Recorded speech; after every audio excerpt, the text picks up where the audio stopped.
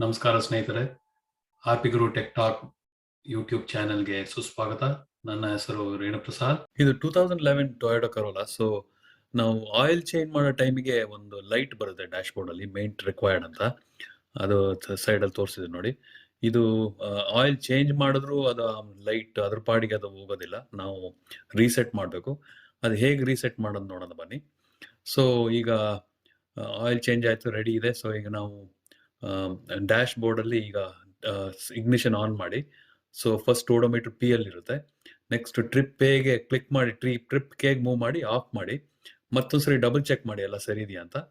ಆಮೇಲೆ ಆಫ್ ಮಾಡಿ, ಆ ಬಟನ್ ಹೋಲ್ಡ್ ಮಾಡಿ, ಹೋಲ್ಡ್ ಮಾಡ್ಕೊಂಡು ಇಗ್ನಿಷನ್ ಆನ್ ಮಾಡಬೇಕು.